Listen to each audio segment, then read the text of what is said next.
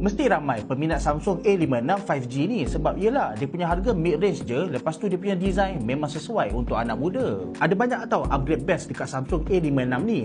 Jom aku tunjuk dekat korang. Antara benda paling best sekali sekarang ni, walaupun A series tapi dia dah ada AI tau. Ini dia intelligent feature. 1, 2, 3, 4, 5, 6, 7 feature AI yang kita boleh try dekat Samsung A series kali ni. Memang best lah sebab sebelum ni feature AI ada dekat Samsung S series je, tapi sekarang kita dah dapat dekat Samsung A series. Kita ada feature object eraser untuk buang benda yang tak diingini dalam gambar. Terambil gambar mata tertutup. Jangan risau, ada feature best face untuk pilih gambar yang terbaik. Kadang-kadang tu tak tahu nak edit apa, dekat sini ada edit suggestion tau.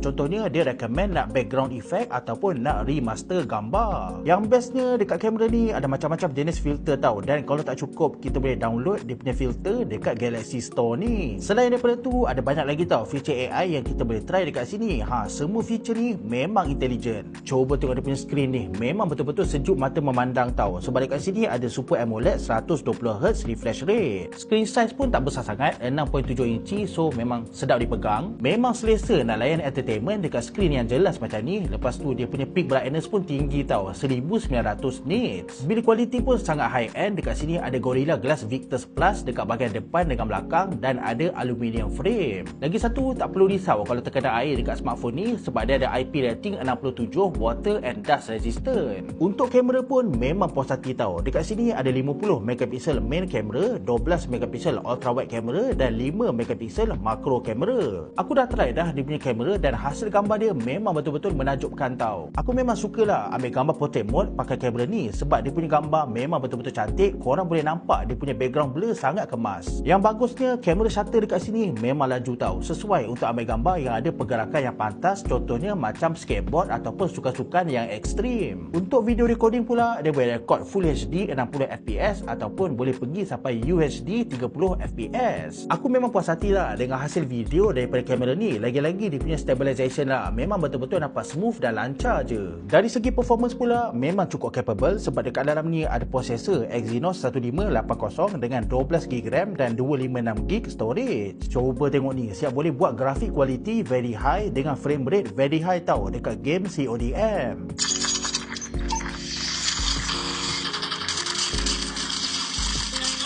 Lagi satu benda yang best, kita boleh dapat Android update sampai 6 tahun tau, dan security update pun sampai 6 tahun. Memang bagus lah, walaupun phone mid-range tapi kita boleh pakai phone ni dalam jangka masa yang lama. Dengan semua spesifikasi yang ditawarkan, aku rasa memang ramai orang akan puas hati kalau dapatkan Samsung A56 untuk tahun ni. So apa pendapat korang tentang Samsung Galaxy A series yang terbaru ni?